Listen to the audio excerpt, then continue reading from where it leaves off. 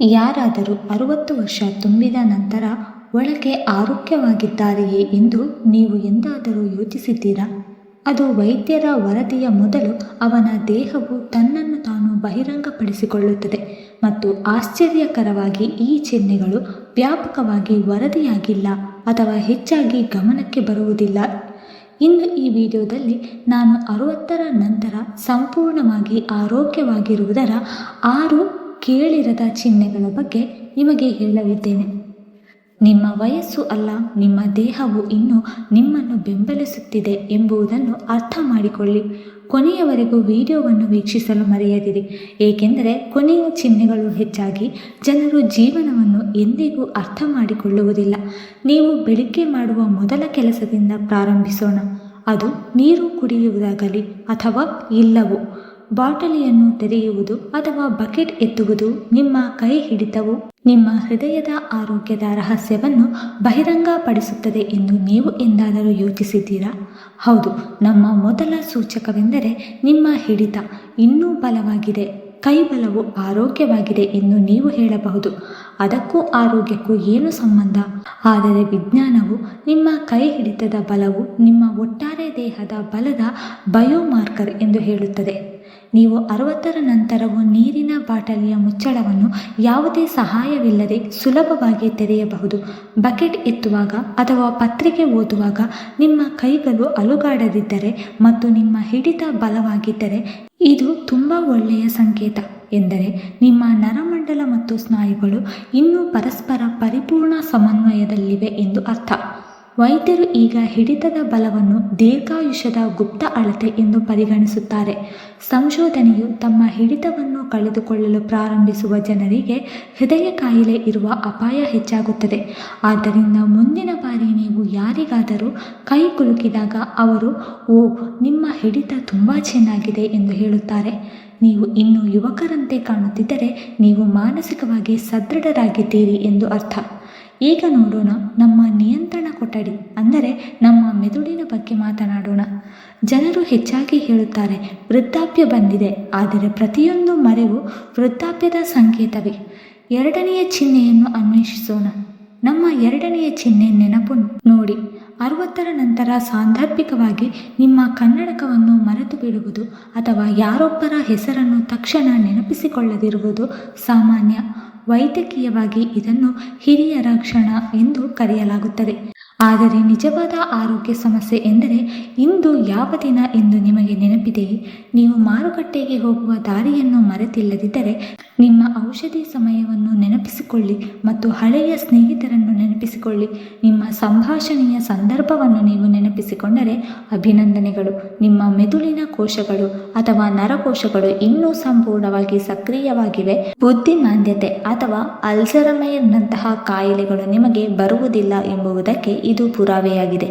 ಆರೋಗ್ಯಕರ ಮನಸ್ಸು ಎಂದರೆ ಎಲ್ಲವನ್ನೂ ನೆನಪಿಟ್ಟುಕೊಳ್ಳುವುದು.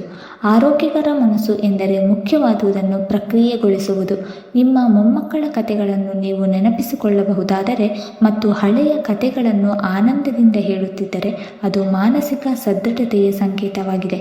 ಮೆದುಳಿನ ನಂತರ ಈಗ ಜನರಿಗೆ ಆಗಾಗ್ಗೆ ಕಿರಿಕಿರಿ ಉಂಟು ಮಾಡುವ ಒಂದು ವಿಷಯದ ಬಗ್ಗೆ ಮಾತನಾಡೋಣ. ಹೌದು, ಬೆವರು. ನಾವೆಲ್ಲರೂ ಬೆವರು ಸುರಿಸಬಾರದೆಂದು ಬಯಸುತ್ತೇವೆ. ಆದರೆ ನಿಮಗೆ ತಿಳಿದಿದೆಯೇ, 60ರ ನಂತರ ಬೆವರುವುದು ಒಂದು ಲಕ್ಷಣ ಎಂಬುದು ಒಳ್ಳೆಯ ಸುದ್ದಿ. ಆದರೆ 60ರ ನಂತರ ಬೆವರುವುದು ಒಂದು ಒಳ್ಳೆಯ ಲಕ್ಷಣ ಎಂಬುದು ಒಳ್ಳೆಯ ಸುದ್ದಿ.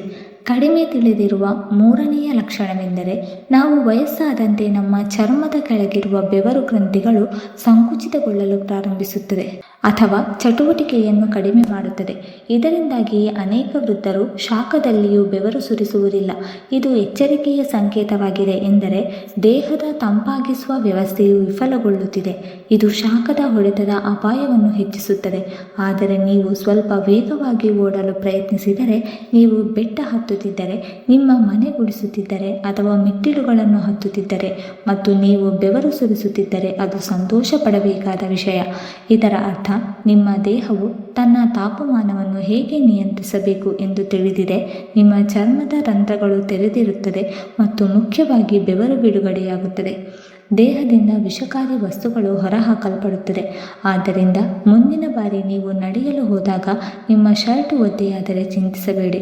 ನಿಮ್ಮ ಆಂತರಿಕ ವ್ಯವಸ್ಥೆ ಇನ್ನೂ ಚೆನ್ನಾಗಿದೆ ಎಂಬುದಕ್ಕೆ ಇದು ಪುರಾವೆಯಾಗಿದೆ. ನೀವು ಬೆಳಗ್ಗೆ ಎದ್ದಾಗ ಏನಾಗುತ್ತದೆ ಎಂಬುದರ ಬಗ್ಗೆ ಮಾತನಾಡೋಣ. ನಮಗೆ ಹೆಚ್ಚು ತೊಂದರೆ ಕೊಡುವುದು ಕೀಲು ನೋವು ಅಥವಾ ಬಿಗಿತ. ಬೆಳಿಗ್ಗೆ ಏಳುವುದು ಒಂದು ಕಾಯಿಲೆಯೇ ಅಥವಾ ಅದು ಮೂಲ ಕಾರಣವೇ?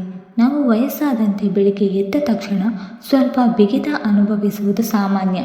ಚಳಿಗಾಲದಲ್ಲಿ ನಮ್ಮ ಕಾರುಗಳು ಸ್ಟಾರ್ಟ್ ಆಗಲು ಹೆಚ್ಚು ಸಮಯ ತೆಗೆದುಕೊಳ್ಳುತ್ತದೆ. ಅಷ್ಟೇ ಅಲ್ಲದೆ ಆದಾಗ್ಯೂ ನಾವು ಮನುಷ್ಯರು. ಆದರೆ ಚೇತರಿಕೆಯ ಸಂಕೇತವೆಂದರೆ ಬಿಗಿತದ ಅನುಪಸ್ಥಿತಿ ಇಲ್ಲ, ಬದಲಾಗಿ ಬಿಗಿತದ ತ್ವರಿತ ಪರಿಹಾರ. ನೀವು ನಿದ್ರೆಯಿಂದ ಎಚ್ಚರಗೊಂಡರೆ ಅಥವಾ ನೀವು ಬಹಳ ಹೊತ್ತು ಕುರ್ಚಿಯಲ್ಲಿ ಕುಳಿತ ನಂತರ ಎದ್ದೇಳುತ್ತೀರಿ ಮತ್ತು ಮೊದಲಿಗೆ ನಿಮಗೆ ಬಿಗಿತದ ಅನುಭವವಾಗುತ್ತದೆ. ಆದರೆ 1 ಅಥವಾ 2 ನಿಮಿಷ ನಡೆದಾಡಿದ ನಂತರ ಬಿಗಿತ ಮಾಯವಾಗುತ್ತದೆ ಮತ್ತು ದೇಹವು ಸಡಿಲಗೊಳ್ಳುತ್ತದೆ. ಇದು ಅತ್ಯುತ್ತಮ ಆರೋಗ್ಯದ ಸಂಕೇತವಾಗಿದೆ. ಇದರ ಅರ್ಥ ನಿಮ್ಮ ಕೀಲುಗಳು 30ರಿಂದ 40 ನಿಮಿಷಗಳ ಕಾಲ ಸಿಲುಕಿಕೊಂಡರೆ ನಿಮಗೆ ವೈದ್ಯರ ಅಗತ್ಯವಿದೆ. ಆದರೆ ನೀವು 2 ನಿಮಿಷಗಳಲ್ಲಿ ಬೆಚ್ಚಗಾಗಿದ್ದರೆ ನಿಮಗೆ ಸಂಧಿವಾತದ ಅಪಾಯವಿದೆ. ಇಂತಹ ಗಂಭೀರ ಸಮಸ್ಯೆಗಳನ್ನು ನಿವಾರಿಸುತ್ತಿದ್ದೇವೆ. ದೇಹದ ಬಗ್ಗೆ ಸಾಕು. ಈಗ ಮನಸ್ಸಿನ ಬಗ್ಗೆ ಮಾತನಾಡೋಣ. ಜೀವನವು ನಿಮ್ಮ ಜೀವಿತಾವಧಿಯನ್ನು ಕಡಿಮೆ ಮಾಡಬಹುದೇ ಅಥವಾ ಹೆಚ್ಚಿಸಬಹುದೇ? ನಮ್ಮ 5ನೇ ಅಂಶವು ನಿಮ್ಮ ಹೃದಯ ಮತ್ತು ಹಾರ್ಮೋನ್ಗಳಿಗೆ ನೇರವಾಗಿ ಸಂಬಂಧಿಸಿದೆ. ಜನರನ್ನು ಭೇಟಿಯಾಗುವುದು. ಜಪಾನ್ನಲ್ಲಿ ಒಕಿನಾವಾ ಎಂಬ ಸ್ಥಳವಿದೆ. ಅಲ್ಲಿ ಜನರು 100 ವರ್ಷಗಳಿಗೂ ಹೆಚ್ಚು ಕಾಲ ವಾಸಿಸುತ್ತಾರೆ. ಅವರ ರಹಸ್ಯ ಆಹಾರ ಮತ್ತು ಪಾನೀಯವಲ್ಲ, ಬದಲಾಗಿ ಅವರು ಬೆರೆಯುತ್ತಾರೆ. 60ರ ನಂತರವೂ ನೀವು ಒಂಟಿಯಾಗಿ ಕೋಣೆಯಲ್ಲಿ ಬಂದಿಯಾಗಿರಲು ಇಷ್ಟಪಡದಿದ್ದರೆ ನೀವು ಸ್ನೇಹಿತರೊಂದಿಗೆ ಫೋನ್ನಲ್ಲಿ ಮಾತನಾಡಲು ಬಯಸಬಹುದು. ಉದ್ಯಾನವನಕ್ಕೆ ಹೋಗಿ ನೆರೆಹೊರೆಯವರೊಂದಿಗೆ ಹರಟೆ ಹೊಡೆಯುವುದು ಅಥವಾ ಕುಟುಂಬ ಸಮಾರಂಭದಲ್ಲಿ ಭಾಗವಹಿಸುವುದು ಖುಷಿ ಕೊಟ್ಟರೂ ಅದು ಕೇವಲ ಟೈಮ್ ಪಾಸ್ ಅಲ್ಲ. ನಮ್ಮ ದೇಹವು ಸಂತೋಷದ ಹಾರ್ಮೋನ್ಗಳ ಸರಿಯಾದ ಸಮತೋಲನವನ್ನು ಹೊಂದಿದೆ ಎಂಬುದಕ್ಕೆ ಪುರಾವೆ. ನಾವು ಜನರನ್ನು ಭೇಟಿಯಾದಾಗ ನಮ್ಮ ಒತ್ತಡ ಕಡಿಮೆಯಾಗುತ್ತದೆ ಮತ್ತು ಖಿನ್ನತೆ ನುಸುಳುವುದಿಲ್ಲ. ಒಂಟಿತನವು ಧೂಮಪಾನದಷ್ಟೇ ಅಪಾಯಕಾರಿ ಎಂದು ವೈದ್ಯಕೀಯ ವಿಜ್ಞಾನ ಹೇಳುತ್ತದೆ. ಹಾಗಾಗಿ ನೀವು ಜನರ ಸುತ್ತಲೂ ಇರಬೇಕೆಂದು ಭಾವಿಸಿದರೆ ನೀವು ಮಾನಸಿಕವಾಗಿ ಆರೋಗ್ಯವಾಗಿರುತ್ತೀರಿ ಮತ್ತು ಅದು ನಿಮ್ಮ ಆಯುಷ್ಯಕ್ಕೆ ವರ್ಷಗಳನ್ನು ಸೇರಿಸಬಹುದು. ನಾವು ಈಗ ಕೊನೆಯ ಅತ್ಯಂತ ಮುಖ್ಯ ಹಂತವನ್ನು ತಲುಪಿದ್ದೇವೆ. ಅದು ನಿಮ್ಮ ದೇಹದೊಳಗೆ ನಡೆಯುವ ಪ್ರತಿಯೊಂದು ಚಟುವಟಿಕೆಯನ್ನು ಪ್ರತಿಬಿಂಬಿಸುವ ಕನ್ನಡಿ. ಅದು ಸರಿಯಾಗಿದ್ದರೆ ಎಲ್ಲವೂ ಸರಿಯಾಗಿದೆ. ನಮ್ಮ 6ನೇ ಮತ್ತು ಹೆಚ್ಚು ಕೇಳಿರದ ಚಿಹ್ನೆ ಕಣ್ಣುಗಳು ಮತ್ತು ಚರ್ಮದಲ್ಲಿನ ಜೀವ. 60ರ ನಂತರ ನಾವು ಆಗಾಗ್ಗೆ ಚರ್ಮವು ಮಸುಕಾಗುವುದನ್ನು ಮತ್ತು ಕಣ್ಣುಗಳು ಮಸುಕಾಗುವುದನ್ನು ಅಥವಾ ಹಳದಿ ಬಣ್ಣಕ್ಕೆ ತಿರುಗುವುದನ್ನು ನೋಡುತ್ತೇವೆ. ಆದರೆ ನಿಮ್ಮ ಕಣ್ಣುಗಳು ಹೊಳೆಯುತ್ತಿದ್ದರೆ, ವಿಶೇಷವಾಗಿ ಕಣ್ಣುಗಳ ಬಿಳಿ ಭಾಗವು ಸ್ಪಷ್ಟವಾಗಿದ್ದು ನಿಮ್ಮ ಚರ್ಮವು ತುಂಬ ಒಣಗಿಲ್ಲ ಅಥವಾ ಚಕ್ಕೆಗಳಂತೆ ಕಾಣಿಸದಿದ್ದರೆ ಅದು ಒಂದು ದೊಡ್ಡ ಸಾಧನೆ.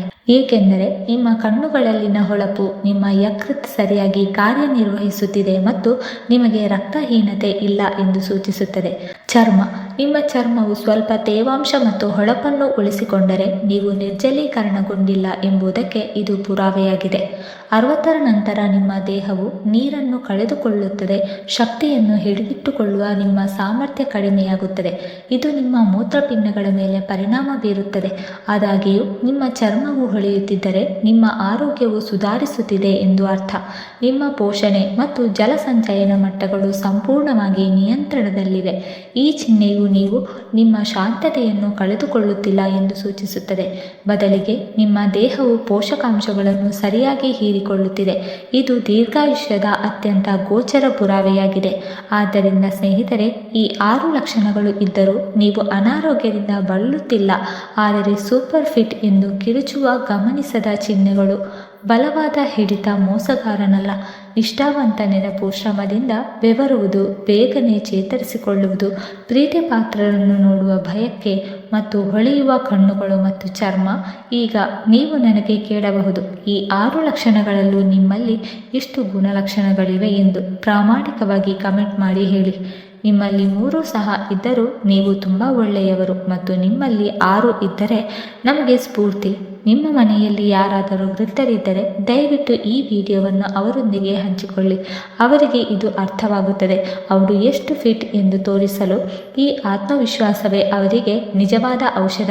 ಈ ರೀತಿಯ ಹೆಚ್ಚಿನ ಮಾಹಿತಿಯುಕ್ತ ವಿಡಿಯೋಗಳಿಗಾಗಿ ನಮ್ಮ ಚಾನಲ್ ಅನ್ನು ಸಬ್ಸ್ಕ್ರೈಬ್ ಮಾಡಿಕೊಳ್ಳಿ. ಮುಂದಿನ ವಿಡಿಯೋದಲ್ಲಿ ಭೇಟಿಯಾಗೋಣ. ಧನ್ಯವಾದಗಳು.